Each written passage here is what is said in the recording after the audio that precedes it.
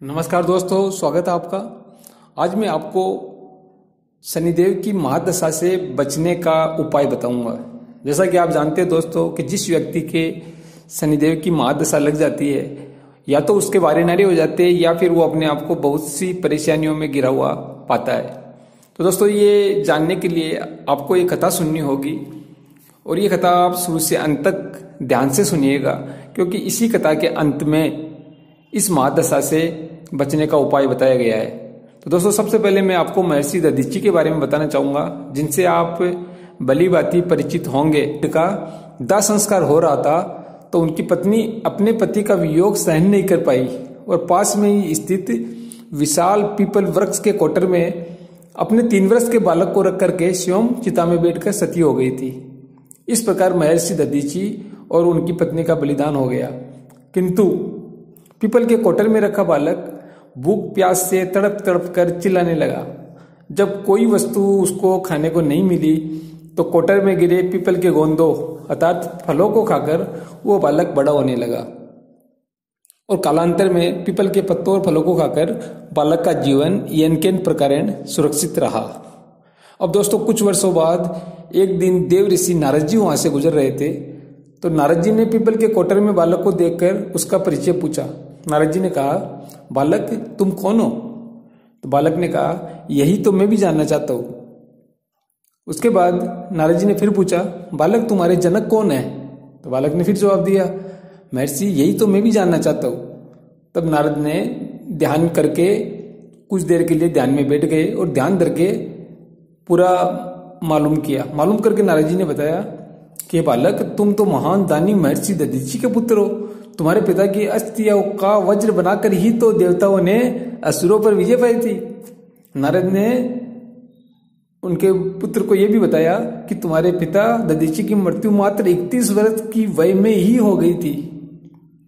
अब बालक ने फिर महर्षि से पूछा, मेरे पिता की अकाल मृत्यु का कारण क्या था?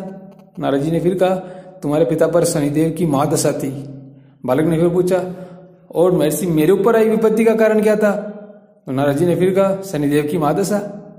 इतना बताकर देव ऋषि नारद ने पीपल के पत्तों और गोंदों को खाकर जीने वाले बालक का नाम पीपलाद रख दिया और उसे दीक्षित भी किया। उसके बाद दोस्तों नारद जी चले गए वहां से।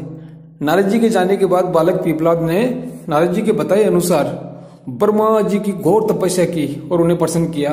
और ब्रह्मा जी जब बालक के सामने प्रकट हुए और पीपलाद से वर मांगने को कहा, तो पीपलाद ने ब्रह्मा जी से कहा कि भगवान मुझे ऐसा वर दीजिए कि मैं किसी भी वस्तु को अपनी दृष्टि मात्र से जला सकूं। ब्रह्मा जी ने तथास्तु कहा। ब्रह्मा जी से वर मिले से शरीर जलने लगे।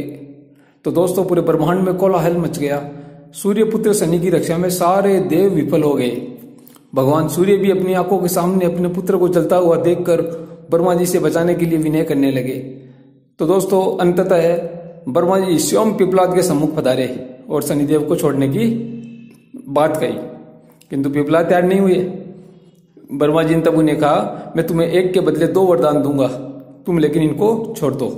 तब पीपलाद ने खुश होकर 2 वरदान मांगे। तो दोस्तों, वो वरदान कौन से थे? पहला वरदान उन्होंने ये मांगा कि जन्म से 5 वर्ष तक किसी भी बालक की कुंडली में शनि का कोई स्थान नहीं होना चाहिए, जिससे कोई और बालक मेरे जैसे अनाथ न हो। ब्रह्मा जी ने तथास्तु कहकर उसको वर दे दिया।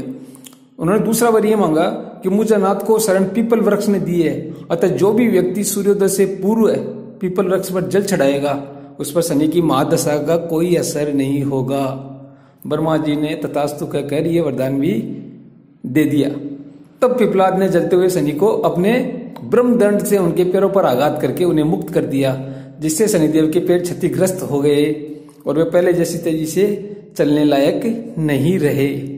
और दोस्तों, उसी दिन से शनि शनै चरति ये शनिचर अर्थात जो धीरे चलता है वही शनिचर है कहलाए। और शनि देव आग में जलने के कारण काली काया वाले अंग भंग रूप में हो गए।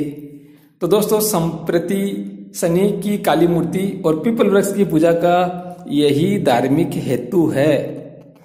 तो दोस्तों, इस प्रकार अगर कोई भी व्यक्ति जो शनिदेव की महादशा से पीड़ित है, अगर वो प्रातःकाल इस समाधि से निर्वत होकर के पीपल के वृक्ष में जल अर्पित करता है तो उस पर शनिदेव की महादशा का कोई असर नहीं होगा। तो दोस्तों आज की वीडियो में इतना ही। आशा आपको ये वीडियो पसंद आया, तो आप जरूर इसको लाइक, शेयर और सब्सक्राइब कीजिएगा। मिलते हैं अगले वीडियो में। धन्यवाद।